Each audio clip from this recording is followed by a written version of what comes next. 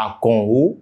This is another very difficult one in our Oriki names. Akano, just like Alao, Adio, and all of these names, sound a bit difficult for many Yoruba people to decipher. But that is so only because a letter has been taken away from that name, something we call Iparoje. That letter that was removed is the letter R. So the full rendition of that name is Akano. And what does that mean?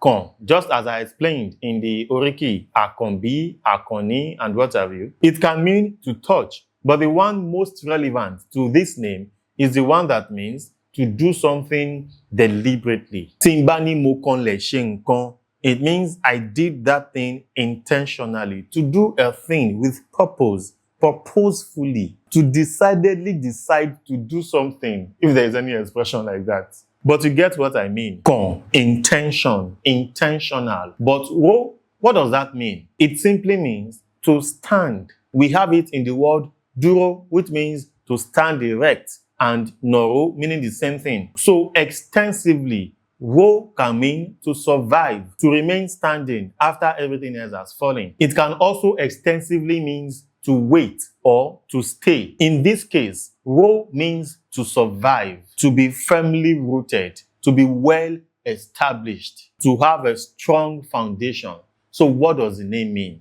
Akano. The A that starts that name is a noun maker whose meaning can be said to be he who, or the child who. The child who does what? Akano, the child who has come to this world with an intention to survive. The child who deliberately survives. The child who was purposefully brought here for the sole intention of being established, of being firmly rooted. This child shall not be an abiku. This child shall not come just to die untimely. This one shall not be brought down by sickness or any form of infirmities, anything miserable at all. This one is an akano. This one has already decided to survive. He has come with the specific purpose of being established. And that, if you ask me, is very powerful right there. That is the meaning of Akano, popularly known as Akano. Wàá Ṣere.